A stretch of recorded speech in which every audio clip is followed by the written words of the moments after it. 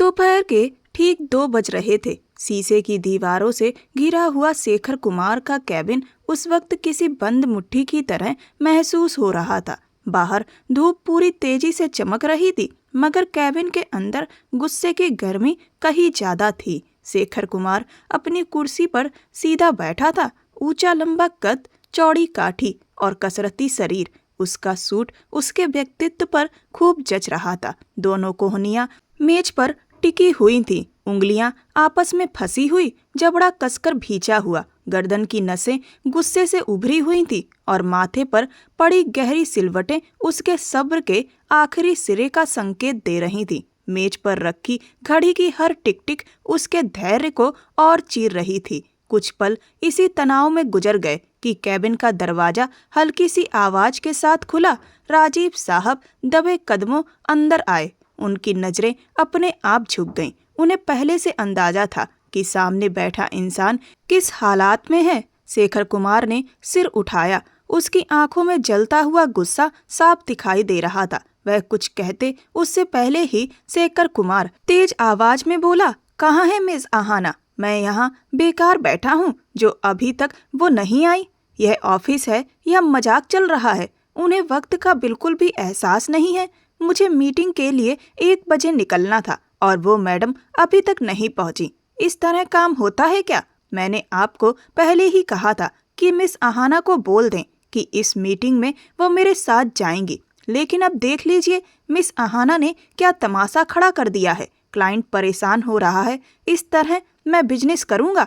पिछली बार भी यही हुआ था और इस बार भी वही हाल है। आखिर वो ऑफिस क्यों आती हैं? राजीव साहब ने एक पल के लिए गहरी सांस ली, फिर शांत लहजे में बोले, सर मुझे बहुत अफसोस है। इसमें मिस आहाना की कोई गलती नहीं है। वो बिल्कुल निर्दोष हैं। दरअसल मैं आपको बताना भूल गया था। कल जाते वक्त उन्होंने बताया था कि आज उनके यूनिवर्सिटी में क्विज है। इसी वजह से आज वो ऑफिस नहीं आ पाएंगी, वरना आम तौर पर 1 बजे तक वो यहाँ मौजूद रहती हैं। समय को लेकर वो वाकई बहुत पाबंद हैं। उन्होंने हमारे साथ जो भी काम तय किया है सब उसी हिसाब से चल रहा है। आज उनका पहले से एक जरूरी काम था, इसीलिए उन्होंने मुझसे आज की छुट्टी मांगी थी। बस ये बात मेरे ध्यान में नहीं रही, वरना मैं आपकी मीटिंग ऐसे कभी तय ही नहीं करता। राजीव साहब अभी अपनी बात पूरी भी नहीं कर पाए थे कि शेखर कुमार ने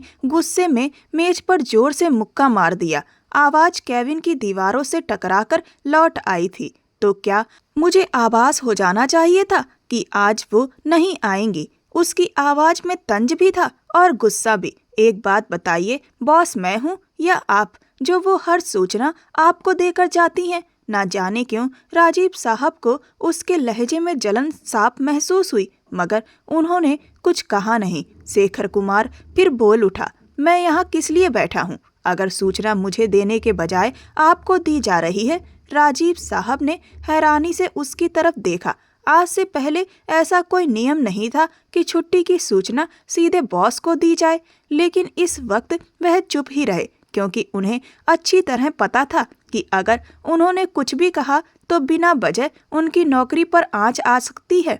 इसीलिए वह विनम्रता से बोले, सर मैं वाकई शर्मिंदा हूँ, मुझसे गलती हो गई। मैं तुरंत आपके साथ मिस रिया को भेज देता हूँ। वो सारे मामले अच्छे से जानती हैं और इस डील की पूरी जानकारी भी उन्हें है। नहीं, अब कोई जरूरत नहीं है। शेखर कुमार ने बात काट दी। मुझे किसी का साथ नहीं चाहिए। जब आपको ये सब काम देखने थे तब आप दूसरी चीजों में उलझे हुए थे और अब मेरे सामने सफाई दे रहे हैं। वह कुर्सी से थोड़ा आगे झुका। उसकी आवाज और सख्त हो गई। आप मिस आहाना को फोन कीजिए, उन्हें कहिए तुरंत ऑफिस आए, अर्जेंट। मैं उन्हीं के साथ जाऊंगा, बस तय है। उन्होंने मेरा दिमाग खराब कर दिया है। ये काम की जगह है, लेकिन यहाँ के कर्मचारी इसे खेल का मैदान समझ बैठे हैं। मेरा पैसा मुफ्त का नहीं है जो मैं सबको तनख्वाह दे रहा हूँ। फोन करें और बुलाएं उन्हें। अगर मना करें तो साफ कह दीजिए कि हमारे ऑफिस में ऐसे गैर जिम्मेदार कर्मचारियों के लिए कोई जगह नहीं है। राजीव साहब ने हिम्मत जुटाकर कहा, सर उनका आज यूनिवर्सिटी में क्विज। भाड़ में गया उनका क्विज। शेखर कुमार लगभग चिल्ला पड़ा, भाड़ में गई यूनिवर्सिटी? अगर हमारे साथ काम करना है तो नियमों के मुताबिक करना होगा। इस तरह छुट्टी नहीं ली जाती, सही तरीके से एप्लीकेशन दी जाती है। मुझे बताया जाता है यहाँ कोई मजाक नहीं चल रहा, ये ऑफिस है। उनके लिए मैंने 1 बजे आने की छूट दी है, इससे ज्यादा मैं किसी को भी रियायत नहीं दे सकता। फोन करें और बुलाएं, और अगर मना करें तो साफ कह दीजिए कि कल से ऑफिस आने की जरूरत नहीं है। कमरे में एक पल के लिए पूरी तरह सन्नाटा छा गया। सिर्फ एयर कंडीशनर की हल्की सी भनभनाहट सुनाई दे रही थी। राजीव साहब ने सिर और झुका लिया। जी सर, मैं अभी उन्हें बता देता हूँ, मुझे बहुत अफसोस है। इतना कहकर वह तेजी से मुड़ा और बाहर निकल गया। दरवाजा बंद होने की आवाज जैसे शेखर कुमार के गुस्से पर मोहर लगा गई हो। वह कुर्सी से उठा और खिड़की के पास आकर खड़ा हो गया। नीचे पार्किंग में गाड़ियां आ जा रही थीं। लोग अपने अपने कामों में लगे हुए थे, मगर उसे ऐसा लग रहा था जैसे पूरी दुनिया अचानक थम गई हो और सिर्फ वही वक्त के हाथों मजबूर खड़ा हो। उसने खिड़की के शीशे पर मुट्ठी मारी, धीरे से, लेकिन फिर गुस्से के साथ, फिर बुदबुदाते हुए बोला। आवाज कड़वी थी और मैं यहाँ पागलों की तरह उसका इंतजार कर रहा हूँ। उसके लहजे में गुस्से के साथ कहीं ना कहीं फिक्र भी साफ झलक रही थी। एक पल के लिए वह खुद भी हैरान हुआ था, मगर सिर झटक कर उसने खुद को यह यकीन दिला लिया कि मीटिंग कैंसिल हो जाने की वजह से ही उसे इतना गुस्सा आ रहा है। लेकिन सच कुछ और था, और यही बात उसे अंदर ही अंदर परेशान कर रही थी। वह दोबारा अपनी कुर्सी पर आकर बैठ गया, घड़ी की तरफ तेज नजर डाली। हर गुजरता पल उसके दिमाग पर हथौड़े की तरह पड़ रहा था, और उसे पूरा यकीन था कि जब मिस आहाना ऑफिस में कदम रखेंगी तो यह दोपहर सिर्फ वक्त की नहीं बल्कि असूलों की भी परीक्षा बन जाएगी। वक्त धीरे धीरे बीतता चला गया। आधे घंटे बाद केविन का दरवाजा एक झटके से खुला। वह घबराई हुई अंदर आई। सांस थोड़ी तेज थी, हालात सामान्य से ज्यादा बिखरे हुए थे और आंखों में घबराहट साफ दिखाई दे रही थी। कैबिन में दाखिल होते ही उसकी नजर सामने खिड़की के पास खड़े शेखर कुमार पर पड़ी। वह दोनों हाथ जेब में डाले बाहर सड़क की तरफ देख रहा था, जैसे किसी फैसले पर पहुंच चुका हो। उसके कदमों की आहट सुनते ही वह धीरे से मुड़ा। उसकी आंखों में अब भी वही सख्ती थी, मगर गुस्सा पहले से कहीं ज्यादा गहरा हो चुका था, जैसे अंदर ही अंदर पककर कड़वाहट बन गया हो। वह घबराए हुए अंदाज में तुरंत बोली, नमस्ते सर, मुझे बहुत शर्मिंदगी है। मैं सच में आपको सूचना देना भूल गई। मुझे लगा था कि राजीव साहब मैनेजर हैं तो उन्हें ही बताना होता है, ऑफिस के बॉस को सीधे नहीं। शेखर कुमार ने उसे एक पल भी अपनी बात पूरी नहीं करने दी। आप किसके साथ काम करती हैं? उसकी आवाज धीमी थी, मगर उसमें सख्ती साफ झलक रही थी। आप किसके अंडर काम करती हैं? वह एक सेकंड के लिए रुकी, फिर तुरंत बोली, जी सर, मैं जानती हूँ कि मैं आपके अंडर काम करती हूँ, लेकिन मुझे लगा पहले मैनेजर को बताना जरूरी होगा। खैर, अब मैं आ गई हूँ, चलिए मीटिंग के लिए निकलते हैं। शेखर कुमार ने तंज भरी हल्की हंसी के साथ घड़ी की तरफ इशारा किया। टाइम देखा है आपने? उसकी नजर घड़ी पर टिक गई। दोपहर के 2:30 बज रहे हैं। मीटिंग 1 बजे की थी। किस मुंह से आप क्लाइंट के सामने जाएंगी? वह थोड़ा सीधी हुई। घबराहट के बीच उसके लहजे में हल्का सा आत्मविश्वास आ गया। सर, मेरा मुंह इतना बुरा भी नहीं है। आप चलिए, मैं वहाँ सब संभाल लूंगी। आप जानते नहीं है क्या? शेखर कुमार की भौहें एकदम तन गईं। क्या मुझे आपके लहजे में बदतमीजी सुनाई दे रही है? वह एक पल को चुप हुई, मगर फिर भी हल्की सी बेपरवाही बाकी रही। नहीं सर, मैं बस कह रही हूँ कि चीजें मैनेज हो जाती हैं, बस। शेखर कुमार की आवाज ऊंची हो गई। वह खिड़की से हटकर 2 कदम आगे आ गया। अपनी हद में रहना सीखिए। मैं अब थक चुका हूँ। बेशक आप बहुत अच्छा काम करती हैं, मामलों को बेहतरीन तरीके से संभाल लेती हैं, लेकिन अगर आप मेरे उसूलों के खिलाफ जाएंगी तो यह नौकरी आपके हाथों में नहीं रहने दूंगा। यह सुनते ही उसके चेहरे पर नाराजगी उभर आई। उसने हल्का सा मुंह बनाया। आ तो गई हूँ ना सर, फिर क्यों डांट रहे हैं? मैंने राजीव साहब को पहले ही जानकारी दे दी थी। अब अगर कोई गलती है तो वो मेरी नहीं, राजीव साहब की है। शेखर कुमार की आंखों में एक पल के लिए हैरानी चमकी, फिर वही हैरानी सख्ती में बदल गई। बस बिल्कुल चुप हो जाइए। अब उसका लहजा आदेश देने वाला था। आप एक प्रोफेशनल ऑफिस में काम करती हैं। यह कोई सड़क छाप जगह नहीं है जहां अपनी मर्जी से आएं और अपनी मर्जी से चली जाएं। समझ में आया? उसके लहजे की सख्ती ने कमरे का माहौल पूरी तरह बदल दिया था। जो अब तक जवाब देने के मूड में थी, वह एकदम खामोश हो गई। उसका सिर धीरे धीरे झुक गया, नजरें फर्श पर टिक गईं और उंगलियां अपने आप आपस में उलझने लगीं। कुछ पल दोनों के बीच सन्नाटा छाया रहा। शेखर कुमार उसे देख रहा था, जैसे अभी भी उसके अंदर बहुत कुछ कहना बाकी हो, मगर उसने खुद को रोक लिया। वह बेवजह और कुछ कहकर उसे दुखी नहीं करना चाहता था, और ऐसा पहली बार हुआ था। आप जा सकती हैं, उसने आखिरकार कहा। उसकी आवाज अब थोड़ी धीमी थी, मगर ठंडी और सख्त। हम यह मीटिंग बाद में तय करेंगे। वह बिना कुछ कहे पलटी और दरवाजे की तरफ बढ़ गई। बाहर निकलते वक्त उसके कदम भारी थे और उसे अच्छी तरह एहसास था कि यह डांट शायद अब कभी नहीं भूल पाएगी।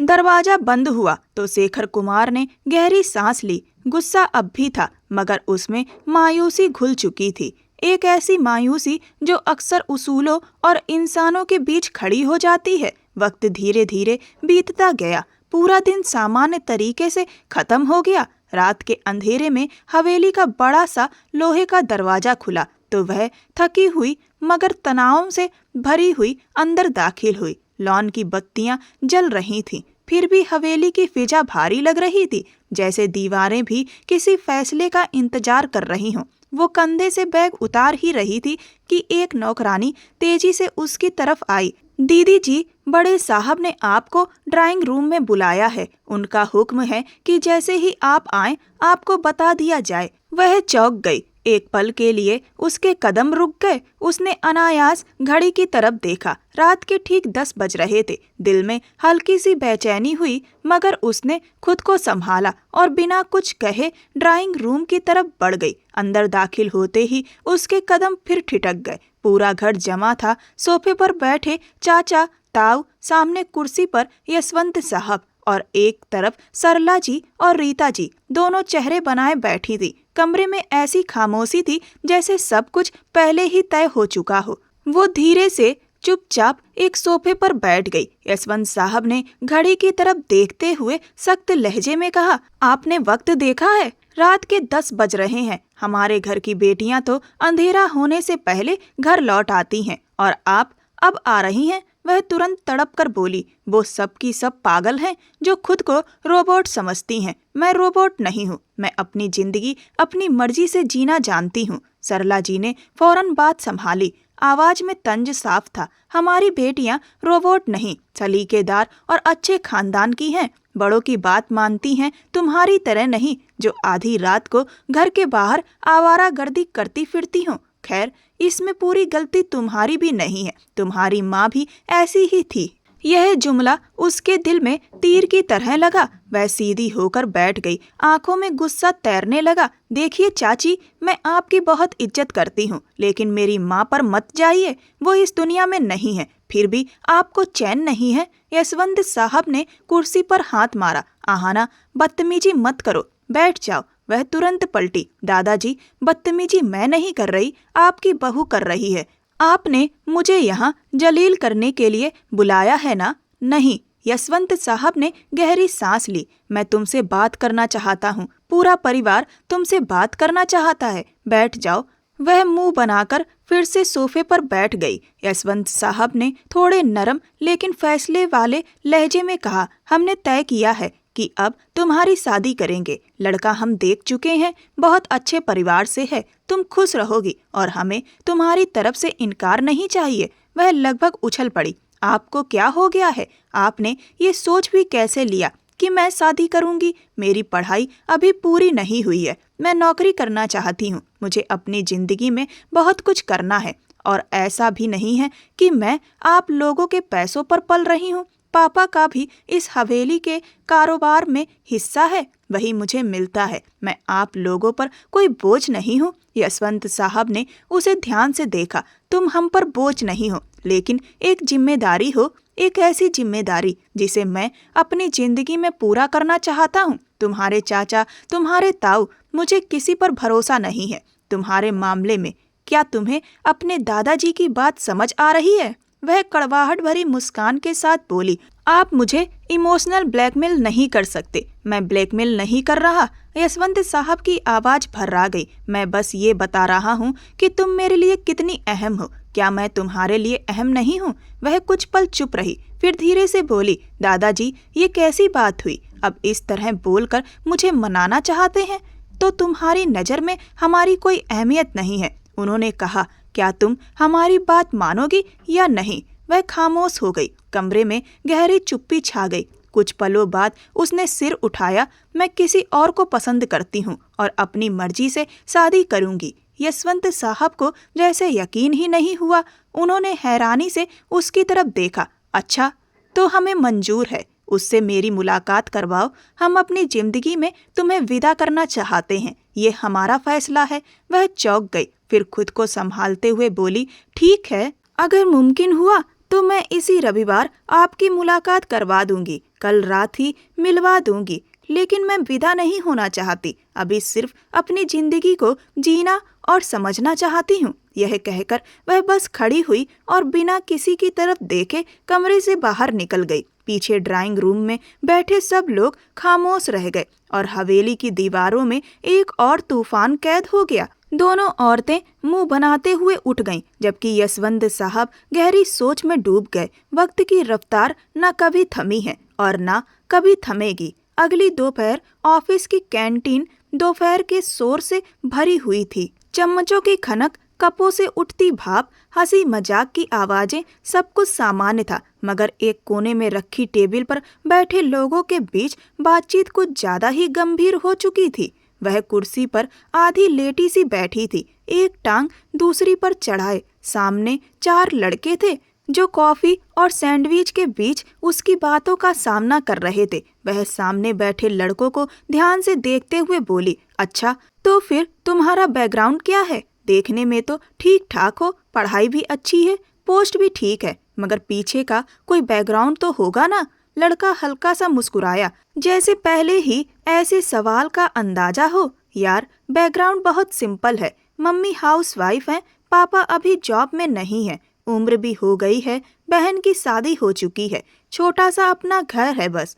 वह बहुएं चढ़ाकर बोली, कोई जमीन जायदाद, कोई कंपनी वगैरह? उसने ठहाका लगाया, अगर मेरी कंपनी होती तो क्या मैं यहाँ नौकरी कर रहा होता? कैसी अजीब बातें करती हो आहना। वह एक पल सोच में पड़ी, फिर कंधे उचकाकर बोली, हाँ ये भी है। खैर, तुम रिजेक्ट हो। मुझे पहले से पता है दादाजी कभी भी मेरी शादी तुमसे नहीं करेंगे, और इस बैकग्राउंड पर तो बिल्कुल नहीं। लड़का बेपरवाही से बोला, तो कौन सा मैं सच में शादी करने जा रहा था, हमें तो बस नाटक करना है। वह तुरंत बोली, अरे यार, नाटक असली करना है, तुम समझते ही नहीं हो। फिर उसने बाकी तीनों की तरफ देखा, तुम लोग बताओ, तुम में से किसी का कोई ऐसा सीन है? तीनों एक साथ हंस पड़े। हम सब यहाँ नौकरी करते हैं, अमीर कहाँ से होंगे, सब नॉर्मल परिवारों से हैं। वह दोनों हाथ पटकते हुए बोली, ओह नो, तुम में से कोई भी मेरी मदद के लायक नहीं है। हमारी अपनी कंपनी है, बड़ी सी हवेली है, गाड़ियाँ हैं, मुझे तो शौक है, इसीलिए यहाँ नौकरी कर रही हूँ। दादाजी कभी नहीं मानेंगे। उसने गहरी सांस ली और बेबसी से बोली, और पता नहीं अब मैं किसे किराए का बॉयफ्रेंड बनाकर घर ले जाऊं। मैं तो यह तक कहने वाली हूँ कि मेरी शादी भी हो चुकी है, वरना कोई भरोसा नहीं कि वो मान ही जाए। उन्हीं में से एक लड़का, जो अब तक खामोश था, धीरे से बोला, तो फिर एक ही शख्स है जो तुम्हारी मदद कर सकता है। वह तुरंत सीधी होकर बैठ गई। कौन? प्लीज नाम बताओ, मैं उसके पैर पकड़ लूंगी, मगर उसे मनाकर ही दम लूंगी। लड़का हल्की मुस्कान के साथ बोला, हमारी कंपनी के मालिक शेखर कुमार सर, दिखने में भी डैशिंग है, अपनी कंपनी है, गाड़ी बंगला सब कुछ। उसका चेहरा एकदम गंभीर हो गया। पागल हो? वह फौरन बोली, शेखर सर कभी नहीं मानेंगे, वो मेरी बहुत इज्जत करते हैं, मेरे काम की कद्र करते हैं, मगर ऐसे ड्रामों में कभी साथ नहीं देंगे। वह अभी अपनी बात पूरी कर ही रही थी कि अचानक पीछे से किसी के कदमों की आहट आई। उसने पलट कर देखा तो हर्षित अदब से खड़ा था। मैडम, शेखर कुमार सर आपको बुला रहे हैं। वह एक पल के लिए रुक गई, जैसे सोच रही हो कि आज किस्मत उसके साथ ऐसा खेल क्यों खेल रही है। फिर उसने सिर हाँ में हिलाया, कुर्सी पीछे सरकाई और खड़ी हो गई। ओके, मैं आती हूँ। दोस्तों की नजरें उसके पीछे लगी रह गईं। वह कैंटीन से बाहर निकलते हुए खुद से बड़बड़ाई, एक तरफ दादा, एक तरफ हर्षित, और बीच में देखते हैं अब ये शेखर सर क्या गुल खिलाते हैं। वह तेज कदमों से कैंटीन से निकल गई और पीछे ठहाकों और फुसफुसाहटों का शोर रह गया, मगर उसके दिल में उलझन पहले से कहीं ज्यादा गहरी हो चुकी थी। ऑफिस के कॉरिडोर में हल्की सी खामोशी थी। शीशे की दीवारों के बीच फाइलों की सरसराहट और कीबोर्ड की आवाजें आ रही थीं, मगर शेखर के कैबिन के बाहर खड़े होकर उसे पहली बार यह सब फीका सा लगा। उसने एक पल सांस संभाली, फिर दरवाजे पर हल्की सी दस्तक दी। आइए। वह दरवाजा खोलकर अंदर दाखिल हुई। सामने शेखर अपने लैपटॉप पर झुके हुए थे। स्क्रीन पर कुछ नंबर और स्लाइड्स खुली थीं। उन्होंने नजर उठाए बिना ही कहा, हमें थोड़ी देर बाद एक मीटिंग के लिए निकलना है। वहाँ की प्रेजेंटेशन आप संभालेंगी। मैनेजर आपको सब समझा देंगे। वह फौरन बोली, जी सर, मुझे जानकारी मिल गई है। उन्होंने मुझे सब समझा दिया है। शेखर ने टाइप करते हुए अगला सवाल किया, और कल आपको यूनिवर्सिटी जाना है? जी सर, वह थोड़े संकोच में बोली। कल एक इम्पोर्टेंट लेक्चर है, जाना पड़ेगा, लेकिन मैं 1 बजे तक ऑफिस आ जाऊंगी। वह रुके, फिर कुर्सी से टेक लगाकर बोले, सुबह एक मीटिंग है, वो अटेंड करना बहुत जरूरी है, लेकिन ठीक है, मैं भी शायद आपको ड्रॉप कर दूंगा। अब आप जा सकती हैं। थोड़ी देर में आपको फिर बुलाता हूँ। उसने सिर हाँ में हिलाया, मगर कदम नहीं बढ़े। वह वहीं खड़ी रही। शेखर ने स्क्रीन से नजर उठाकर उसे देखा। क्या हुआ? वह नजरें झुकाकर बोली, शेखर सर, मुझे आपकी मदद चाहिए। उन्होंने भौंहें जरा सी ऊपर उठाई। कैसी मदद चाहिए मिस आहाना? पैसों वाली तो आप हैं ही, ये नौकरी भी शौक से कर रही हैं, फिर कैसी मदद? वह हल्के से मुस्कुराई, मगर मुस्कुराहट में घबराहट छुपी थी। सर, हर मुश्किल पैसा ही आसान नहीं करता, कुछ जगहों पर साथ भी चाहिए होता है। शेखर का लहजा थोड़ा सख्त हो गया। देखिए, आपकी उम्र कम है, ये मैं मानता हूँ, लेकिन मेरे साथ इस तरह पहेलियों में बात मत कीजिए, साफ बात कीजिए। वह एक पल खामोश रही, फिर धीरे से बोली, सर सॉरी, लेकिन मुझे कहते हुए शर्म आ रही है। उन्होंने कुर्सी सीधी की। अगर बोलने की हिम्मत की है तो अब बताइए क्या बात है। अब उन्हें भी जिज्ञासा हो चली थी कि आखिर ऐसी क्या बात है जिसे कहते हुए वह झिझक रही है। उसने गहरी सांस लेकर कहा, सर, आप मेरे दादा यशवंत साहब को जानते हैं? वो मुझसे बहुत प्यार करते हैं और हमारे परिवार के मुखिया भी हैं। सच कहूँ तो घर में मुझे कोई ज़्यादा पसंद नहीं करता, क्योंकि मेरा स्वभाव सबसे अलग है। वह यहीं रुक गई। आपको मेरे दादाजी से मिलना है और बात करनी है, क्योंकि शेखर ने बात बीच में काटते हुए कहा, तो मुझसे क्या कहना है?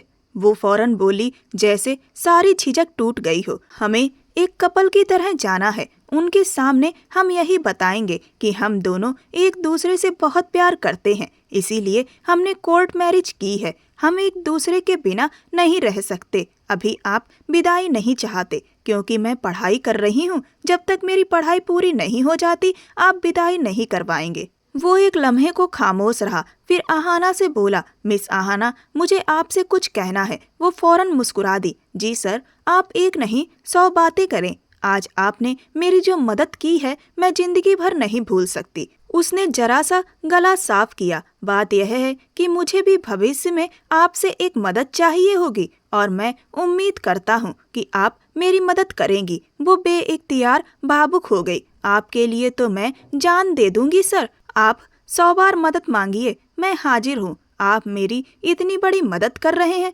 Thank you so much. उसने उसकी तरफ एक छोटी सी नज़र डाली, फिर गंभीरता से बोला, इतने बड़े बड़े दावे मत कीजिए, कहीं ऐसा ना हो कि आखिर में आप पीछे हट जाएं। वह फौरन सीधी होकर बोली, नहीं सर, मैं अपनी जुबान दे रही हूँ, मैं बिल्कुल पीछे नहीं हटूंगी। आप जो कहेंगे मैं करूँगी। उसने हल्का सा सिर हिलाया। बस फिर ठीक है, आप बेफिक्र रहें, मैं आपके दादाजी को संभाल लूंगा। यशवंत साहब से मेरी अच्छी जान पहचान है, वो मेरी बात समझ जाएंगे और हमारे रिश्ते को मान लेंगे। वो सुनकर सच में मुस्कुरा उठी। मुस्कान उसकी आंखों तक पहुंच गई थी।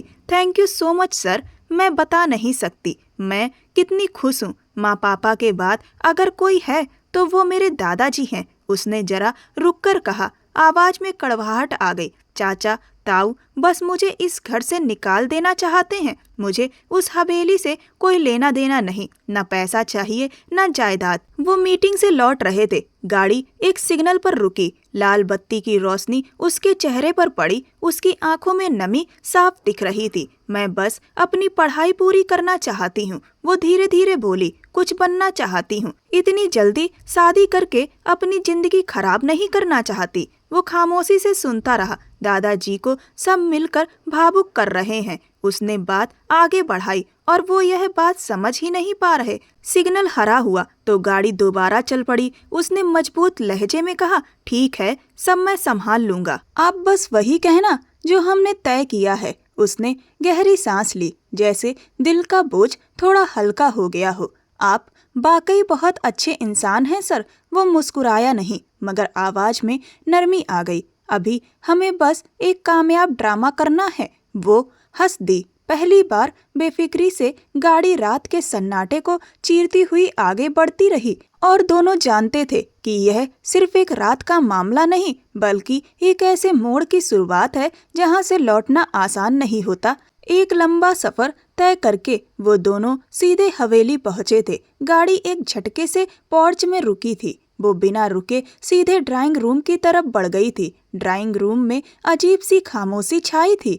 लाइट की रोशनी हल्के पीले रंग में पूरे कमरे में फैली हुई थी। दीवारों पर लगी तस्वीरें और पुराना फर्नीचर उस हवेली की गरिमा और परंपरा की गवाही दे रहे थे। वो शेखर कुमार के साथ एक सोफे पर चुपचाप बैठ गई थी। उसकी उंगलियां बेचैन होकर आपस में उलझी हुई थीं। दिल की धड़कन सामान्य से तेज थी। शेखर सीधा बैठा था, चेहरे पर गंभीरता मगर आंखों में पूरा भरोसा झलक रहा था।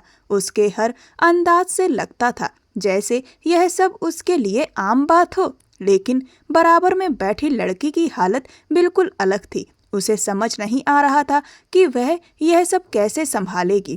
कुछ ही पल गुजरे थे कि कमरे का दरवाजा खुला। यशवंत साहब अंदर आए। उनके पीछे उनके दोनों बेटे थे। माहौल एकदम भारी हो गया। शेखर तुरंत अपनी जगह से खड़ा हो गया। वो भी साथ ही खड़ी हो गई। शेखर ने आगे बढ़कर यशवंत साहब से हाथ मिलाया और सम्मान से सिर झुकाया। शेखर यशवंत साहब ने ध्यान से देखते हुए कहा। उन्हें उसे देखकर सुखद हैरानी हुई थी। अपनी पोती पर गर्व महसूस हुआ कि उसने अपने लिए जो इंसान चुना है वह सच में काबिल है। शेखर ने पूरे भरोसे के साथ जवाब दिया, जी दादाजी, मैं ही हूँ, आपकी पोती का पति। शायद इसने आपको यह नहीं बताया कि हम दोनों कोर्ट मैरिज भी कर चुके हैं। मैंने इसे कहा भी था कि आपको पहले ही बता दे, लेकिन यह मेरी बात सुनती नहीं है। इसका कहना था कि आप बुरा मान जाएंगे, लेकिन मुझे उम्मीद है कि आप मेरी बातों का बुरा नहीं मानेंगे, बल्कि हालात को समझने की कोशिश करेंगे। यह सुनते ही कमरे में हल्की सी सरगोशी फैल गई। यशवंत साहब की नजरें फौरन आहाना की तरफ चली गईं। तुम पिछली बार मुझे मिले थे, वो धीरे से बोले, तब तुमने ऐसी कोई बात नहीं की थी। शेखर ने बिना घबराए कहा, आहाना ने मुझे मना किया था कि सही वक्त आने पर वह खुद सबको बता देगी। उसने थोड़ी देर रुककर कहा, खैर बैठिए, मुझे आपसे कुछ बातें करनी है। सब लोग फिर से अपनी अपनी जगह बैठ गए। कमरे में पूरी खामोशी थी, जैसे हर सांस सोच समझ कर ली जा रही हो। शेखर ने यशवंत साहब की तरफ देखते हुए कहा, आप जानते हैं, किस्मत से हमारे पास सब कुछ है। गाड़ी है, बंगला है, अच्छी कंपनी है, कारोबार ठीक चल रहा है। बस एक कमी थी और वो आपकी पोती ने पूरी कर दी। आहाना ने नजरें झुका ली। उसका दिल जोर जोर से धड़क रहा था, जैसे सीने से निकलकर हाथों में आ गया हो। वह मन ही मन सोच रही थी कि सब ठीक रहे, कहीं भी बात बिगड़े नहीं और कमरे में बैठे किसी को भी इस नाटक पर शक न हो। शेखर ने आगे कहा, मेरी इच्छा है कि फिलहाल विदाई ना हो। शेखर ने गंभीर लहजे में कहा। अहाना अभी पढ़ रही है, इसकी पढ़ाई पूरी होने के बाद ही हम विदाई करेंगे। यही अहाना की भी इच्छा है और मैं भी इसी के पक्ष में हूँ। इंसान शादी से पहले अपनी बहुत सी इच्छाएं पूरी कर सकता है, शादी के बाद उस पर जिम्मेदारियां दोगुनी हो जाती हैं। यशवंत साहब कुछ पल चुप रहे, फिर हल्की सी मुस्कान के साथ बोले, नहीं शेखर, मेरा ऐसा कोई इरादा नहीं था। उन्होंने कुर्सी पर करवट बदली। दरअसल मैं अपनी जिंदगी में अपनी पोती की विदाई देखना चाहता हूँ। मेरी उम्र हो चुकी है, जिंदगी और मौत का कोई भरोसा नहीं। मेरे बेटे ने मरने से पहले अपनी बेटी की सारी जिम्मेदारियां मुझे सौंपी थी। मैं चाहता हूँ कि उन जिम्मेदारियों को अपने जीते जी पूरा कर लूँ। अब अगर तुम दोनों की शादी हो चुकी है तो हम सबको खुशी मनानी चाहिए। मैं तुमसे मिलकर बहुत संतुष्ट हूँ, बल्कि आज मुझे अपनी पोती पर गर्व हो रहा है कि उसने अपने लिए तुम जैसे काबिल इंसान को चुना। उन्होंने अहाना की तरफ देखा। मेरी पोती आत्मनिर्भर है, अपना फैसला खुद ले सकती है और तुम्हें देखकर मेरा मन पूरी तरह आश्वस्त हो गया है। दिल में जो थोड़ी बहुत शंकाएं थीं वो भी अब दूर हो गई हैं। शेखर के चेहरे पर हल्की सी हैरानी आ गई। वही बराबर में बैठी अहाना भी मुश्किल से खुद को संभाले हुए थी। यशवंत साहब ने आगे कहा, क्यों ना आज ही हम तुम्हारी कुछ रस्में पूरी कर लें और तुम दोनों को साथ समय बिताने का मौका दें। मतलब हमारी तरफ से आज ही विदाई हो जाए। यह सुनते ही शेखर की सांस एक पल के लिए अटक गई। उसने बेचैनी से अहाना की तरफ देखा। अहाना के चेहरे का रंग उड़ गया था, मगर वह फौरन खुद को संभाल गई। जानती थी उसकी जरा सी घबराहट पूरा मामला बिगाड़ सकती है। उसे किसी भी हालत में उस नाटक को जारी रखना था। और हाँ, यशवंत साहब ने नरमी से कहा, आज मैं तुमसे एक रिक्वेस्ट करूंगा, तुम हमारे ही घर रुक जाओ। पति हो और उस पर हक भी रखते हो। आज तुम दोनों की विदाई है। यह सुनते ही अहाना की सांस अटक गई। वो आगे बोले, तुम्हें कोई आपत्ति है क्या?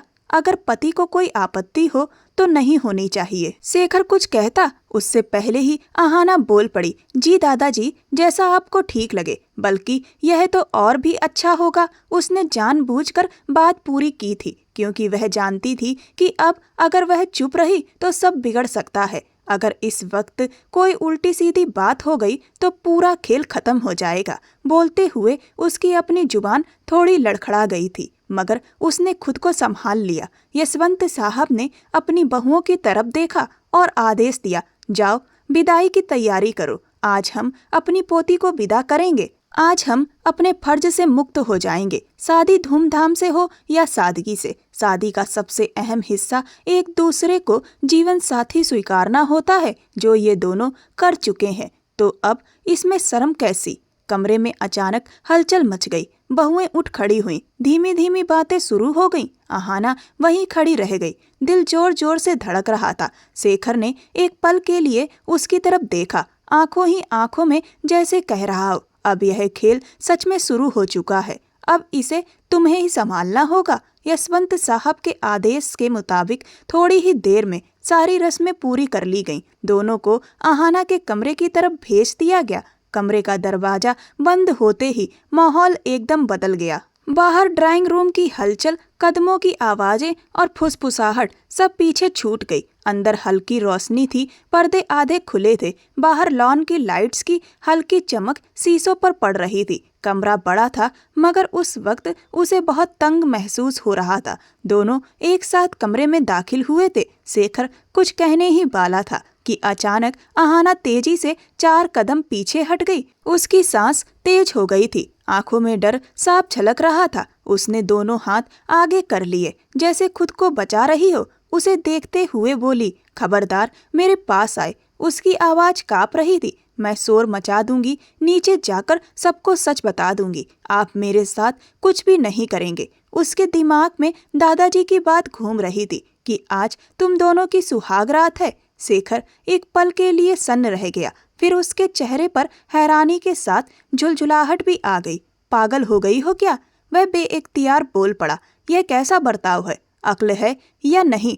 मैं पागल हूँ जो बिना बात तुम्हारे साथ कुछ करूँगा? क्या मुझे अक्ल नहीं है? मैं कोई बच्चा नहीं हूँ। अचानक उसे गुस्सा आ गया था। उसका यह रवैया उसे अंदर तक चुभ गया था। वह 2 कदम आगे बढ़ा, फिर खुद ही रुक गया। मैं तुम्हारे साथ इस कमरे में अपनी मर्जी से नहीं आया हूँ, बल्कि तुम ही मुझे अपनी मर्जी से यहाँ लाई हो। तुमने खुद हामी भरी थी। मुझे जरा भी अंदाजा नहीं था कि तुम मुझे इतनी बड़ी मुश्किल में फंसा दोगी। अगर मुझे पता होता कि बात यहाँ तक पहुँच जाएगी तो मैं कभी भी इस नाटक का हिस्सा नहीं बनता। तुम्हारी इज्जत की वजह से मैं चुप रहा और तुम इस तरह की हरकतें कर रही हो। कमरे में आकर शेखर का दिल झकझोर गया। सामने खड़ी लड़की के चेहरे पर जोर से थप्पड़ मारने और उसे होश में लाने का मन कर रहा था। यह सुनते ही आहाना को अपने ही व्यवहार का अंदाजा हुआ।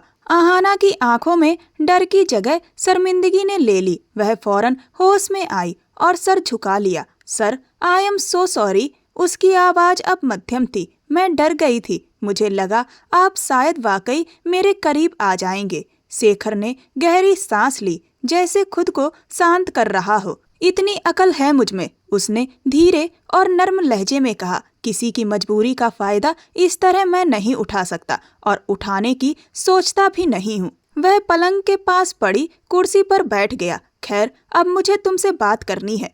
अगर रायता इतना ही फैल चुका है तो क्यों ना इसी बहाने थोड़ी मदद मेरी भी हो जाए। उसने नजर उठाकर उसे देखा। हाँ सर, आहाना ने फौरन कहा। आप गाड़ी में भी कुछ कहना चाह रहे थे। शेखर कुछ पल खामोश रहा। कमरे में सिर्फ घड़ी की टिक टिक सुनाई दे रही थी। फिर उसने धीरे से कहा, देखो, मेरी बात का बुरा मत मानना, लेकिन मुझे सच में थोड़ी मदद चाहिए। आहाना ने फौरन कहा, आप हुक्म करें, मैं आपकी मदद के लिए तैयार हूँ। शेखर सिर झुकाकर बैठा रहा, फिर जैसे फैसला कर लिया और बोला, असल बात यह है कि मेरे दादाजी ने मरने से पहले सारी प्रॉपर्टी मेरे नाम कर दी थी, लेकिन एक शर्त रखी है। आहाना ने ध्यान से उसकी बात सुनी। 28 साल की उम्र से पहले मुझे शादी करनी है, तभी पूरी प्रॉपर्टी मेरे नाम होगी। शादी हो जाए और बाद में डिवोर्स हो जाए, इससे कोई फर्क नहीं पड़ेगा। शर्त सिर्फ शादी की है।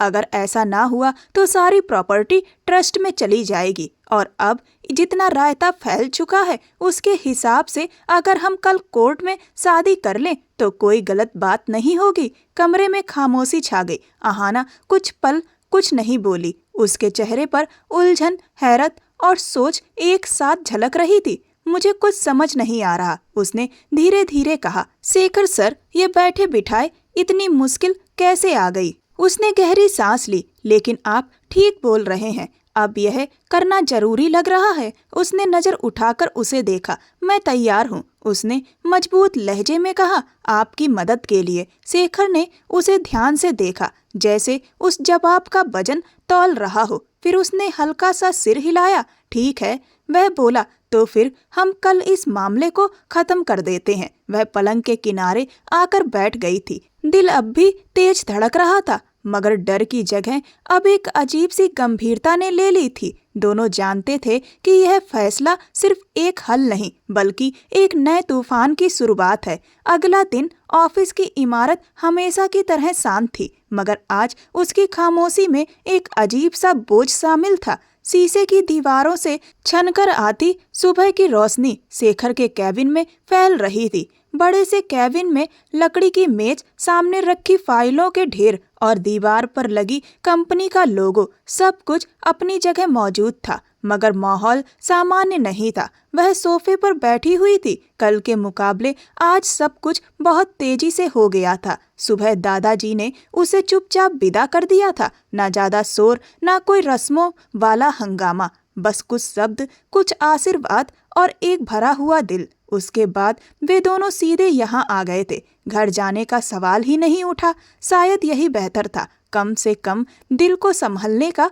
वक्त तो मिल गया था।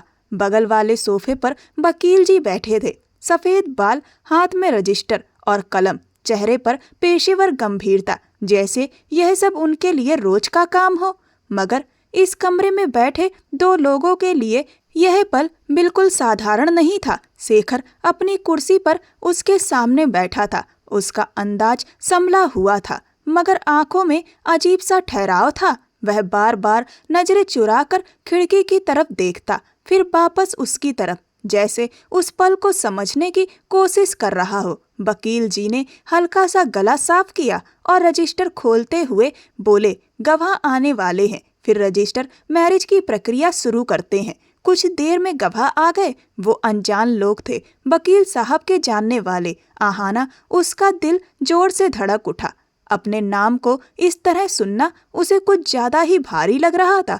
उसने सीधा होकर बैठने की कोशिश की, हाथ आपस में जकड़ लिए। वकील जी ने रजिस्टर देखते हुए कहा, आप हस्ताक्षर करें। मगर उसके अंदर जैसे बहुत कुछ एक साथ हिल गया। उसने नजर उठाकर सामने बैठे शेखर कुमार को देखा। वह खामोशी से उसी को देख रहा था, ना मुस्कान ना घबराहट, बस एक गंभीर और ठहरी हुई नजर, जैसे साफ कह रही हो कि फैसला तुम्हारा है, मैं तैयार हूँ। उसने हल्का सा सिर हिलाया, हस्ताक्षर किए। हालांकि दिल अब भी तेज धड़क रहा था। वकील जी ने एक पल उसे देखा, फिर बोले, शेखर अब आप हस्ताक्षर करें। कमरे में घड़ी की टिक टिक साफ सुनाई देने लगी। शेखर ने हस्ताक्षर किया और फिर शेखर ने कुर्सी की पीठ से टेक लगाई, जैसे उसके कंधों से कोई भारी बोझ धीरे धीरे उतर रहा हो। फिर वकील जी ने गवाहों के हस्ताक्षर करवाए। उसके बाद वकील जी ने रजिस्टर बंद किया।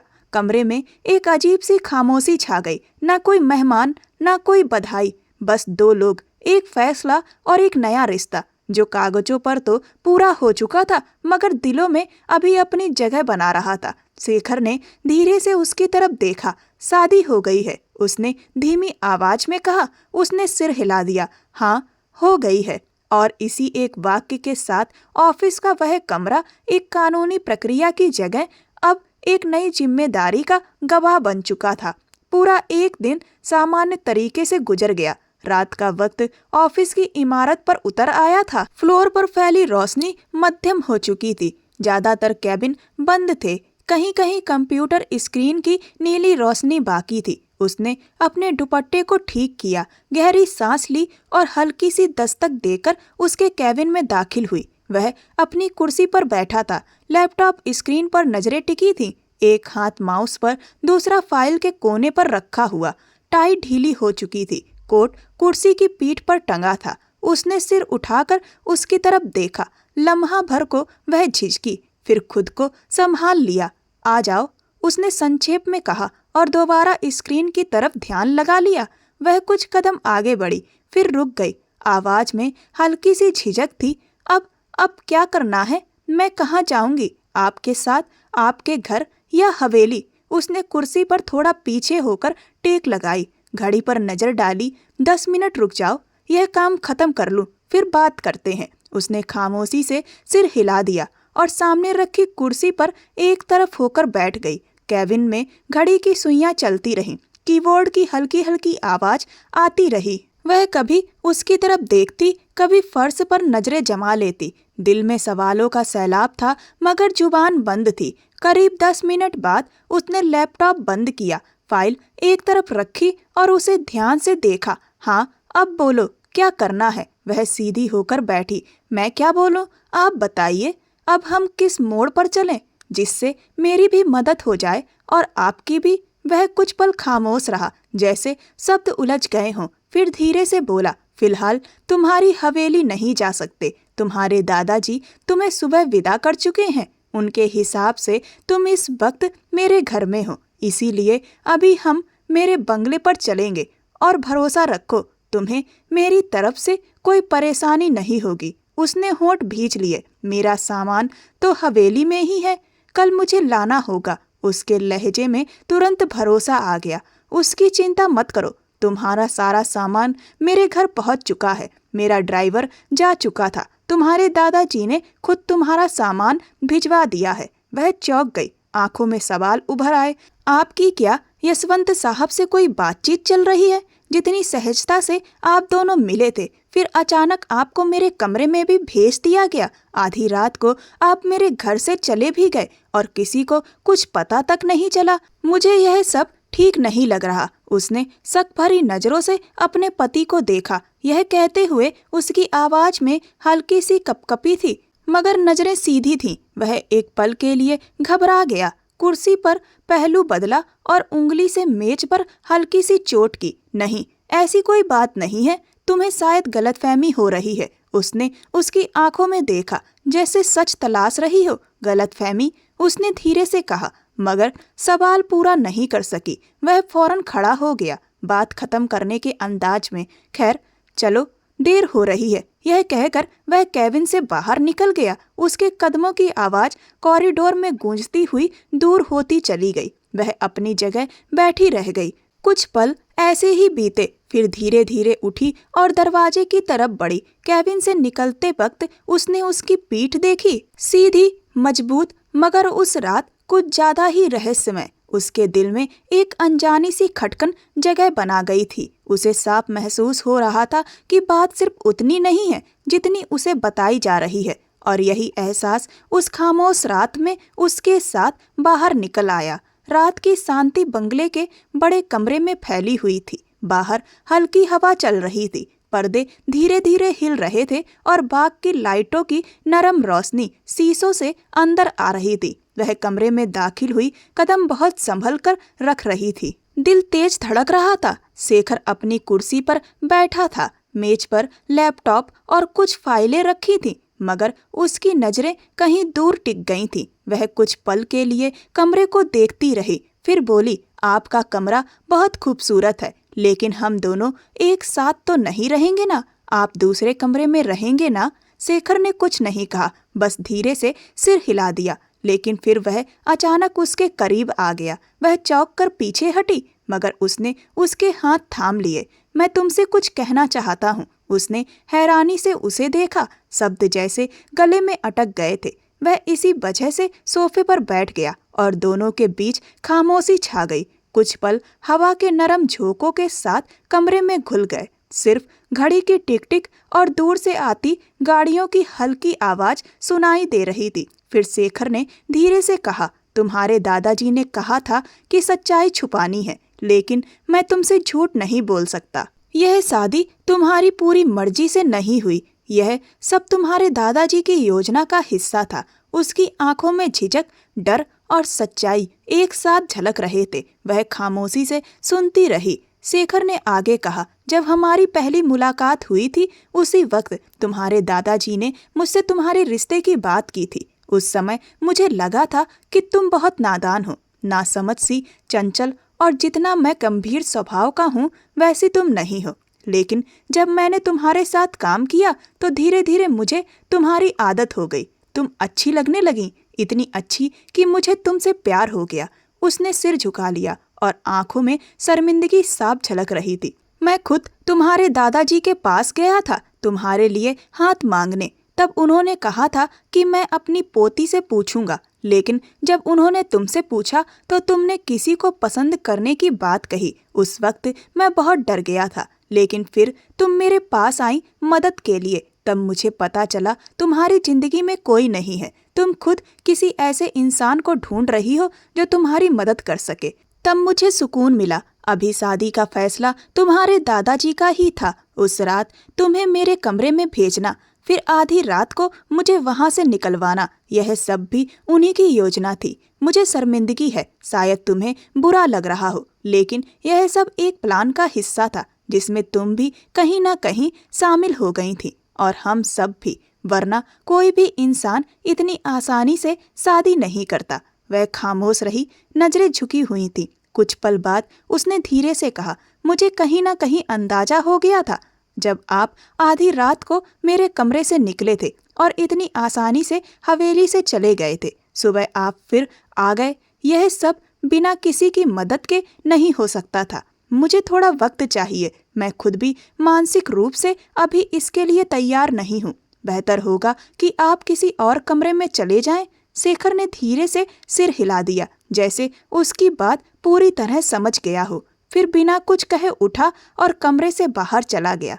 दरवाजा धीरे से बंद हुआ। वह पलंग के किनारे बैठ गई, हाथ गोद में रखे हुए। दिल अब भी तेज धड़क रहा था। कमरे की रोशनी उसके चेहरे पर पड़ रही थी और बाहर की हवा में रात की ठंडी खामोशी घुली हुई थी। सब कुछ शांत था, मगर उसके दिल में अजीब सा सुकून और उलझन एक साथ मौजूद थी। प्यार, डर और नई जिम्मेदारी का बोझ। 2 हफ्ते बाद भी वक्त की रफ्तार नहीं रुकी है, ना कभी रुकेगी। रात की खामोशी बंगले में फैल चुकी थी। बाहर की हल्की हवा पर्दों को सरसराती हुई अंदर ला रही थी, मगर जैसे ही वह दरवाजे की तरफ बढ़ी, पूरा माहौल बदल गया। अचानक बंगले की सारी लाइटें पूरी तरह बंद हो गईं। वह चौंक कर चारों तरफ देखने लगी। दिल जोर जोर से धड़कने लगा। कुछ पलों के लिए घना अंधेरा छा गया था, फिर अचानक सारी लाइटें जल उठी और पूरे कमरे में फूलों की बारिश शुरू हो गई। चारों तरफ रंग बिरंगे फूल धीरे धीरे उस पर गिरने लगे। वह घबराकर पीछे हटी, इधर उधर नजर दौड़ाई, सांस जैसे थम सी गई थी। दिल इतनी तेज धड़क रहा था कि लग रहा था उसकी हर धड़कन पूरे कमरे में गूंज रही हो। तभी कमरे के एक कोने से वह चलता हुआ सामने आया। हाथ में गुलदस्ता था और उंगली में एक छोटी सी चमकदार अंगूठी। उसके कदम धीरे धीरे बढ़ रहे थे, मगर उनमें पूरा भरोसा था। वह कुछ बोलने ही वाली थी कि अचानक उसने महसूस किया कि वह उसके सामने घुटनों के बल बैठ चुका है। उसकी आंखों में गहराई थी, होठों पर हल्की सी मुस्कान और हाथ में अंगूठी। उसकी तरफ देखते हुए वह बोला, क्या तुम मुझसे शादी करोगी? क्या तुम मेरी जिंदगी की साथी बनोगी? मैं तुम्हें हर खुशी दूंगा, तुम्हें हमेशा सम्मान और प्यार दूंगा। क्या तुम मुझे अपना लोगी? मैं यकीन दिलाता हूँ तुम्हारे करियर के रास्ते में कोई अठेंग नहीं आएगी। तुम जितना नाम शोहरत कमाना चाहो कमा सकती हो। मैं तुम्हें पूरा सपोर्ट करूँगा। आखिर मेरी तरक्की और तुम्हारी तरक्की दोनों अब एक दूसरे की तरक्की हैं।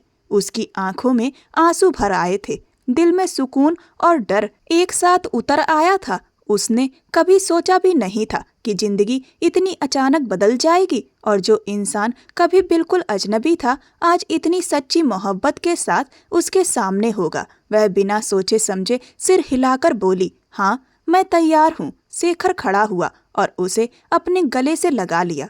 कमरे में फूलों की खुशबू फैल गई। रोशनी दोनों के चारों तरफ नरमी से बिखर रही थी और बाहर की हवा पर्दों को हल्के हल्के हिला रही थी, जैसे पूरी फिजा भी इस पल का हिस्सा बन गई हो। शेखर ने धीरे से उसके कान के पास कहा, मैं जानता हूँ कि सब कुछ आसान नहीं था। तुम्हारी मर्जी के बिना तुम्हें मेरी पत्नी बनाया गया।